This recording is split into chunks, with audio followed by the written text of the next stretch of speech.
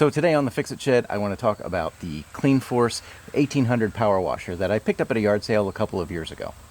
So I wanted to get it out, try and clean some things, and address some of the issues that I've seen people have with it online. So the first thing that I noticed in the manual was that they tell you do not use an extension cord because it would interfere with the ground fault circuit interrupter. And then a couple lines later, it tells you if you must use an extension cord, use one that is either 12 gauge or 14 gauge. So of course with wiring, the lower the number, the thicker the cord is. But if you're going to use an extension cord, make sure that you're plugging it into a GFCI protected outlet. Alright, so if you're having trouble with the pressure washer maintaining pressure, one of the things that you can check, first of all, is that your water supply is fully turned on and the garden hose that you're using to connect to it has at least a 1/2 inch inner diameter. So you can also check the screen down here to make sure that it is clear and that there's no debris in it. And then when you first start it up, it's going to have some air in the system, so you want to make sure that you try and get all of the air out first, and then it should run properly after that. Okay, let's get it set up for washing. So first I'm going to pull the cord all the way out.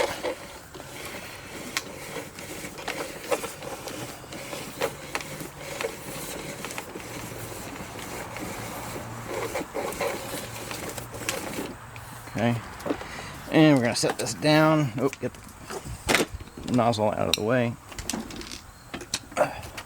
Flip this handle up.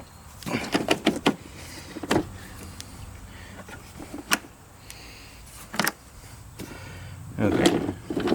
So now when you go and you plug this in, you do want to make sure that this is working. Alright, so when you plug it in, you can see the red light comes on, and then you want to hit the test button, and the red light goes off. That means that it broke the circuit. So then you can hit the reset button and turn it back on. And now it should be functioning, and that way you made sure that the ground fault interrupt is working. Alright, we're going to connect the water line.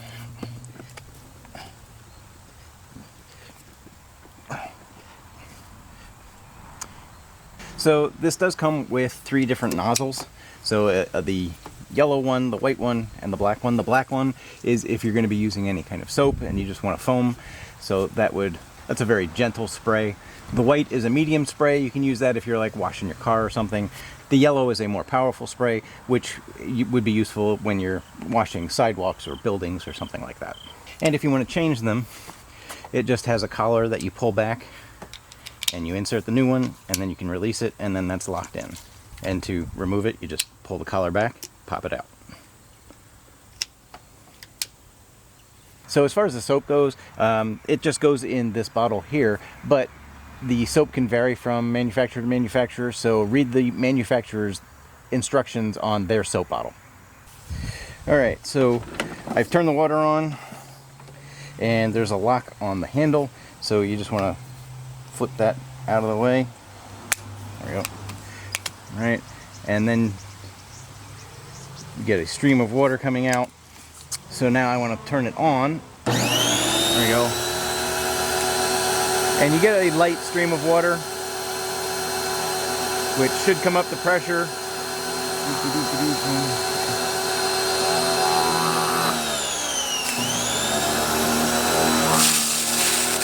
Yep. It's got some air in there, you just got to get the air out.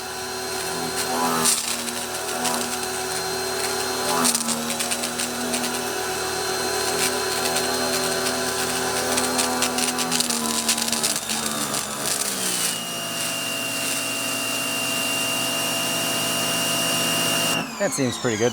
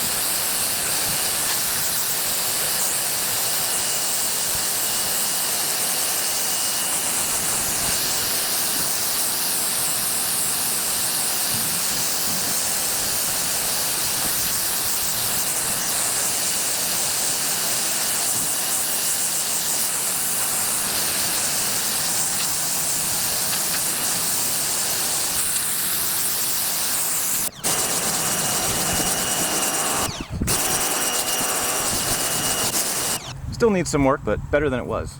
Okay, so now we're going to change from the yellow narrow tip to the wider angle white tip and do some washing on the car. Alright, so the car has these little crevices where the molding attaches to the body and dirt tends to get built up in there, so I want to try and use the pressure washer to clean that up.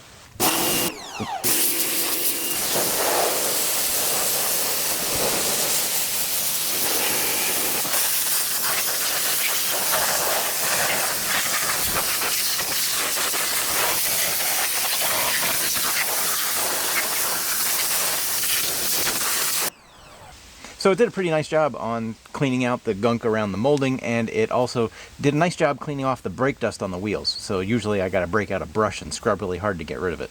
Alright, so now I'm going to turn it off and release the pressure out of the nozzle.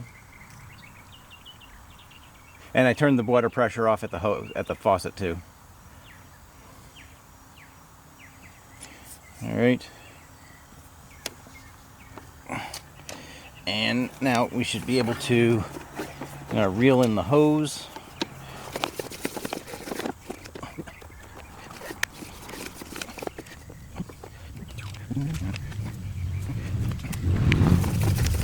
Alright, anyway, I'm going to flip this handle back up.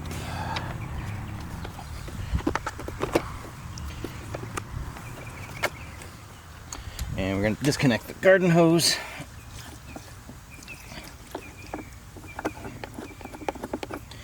And get the power cord.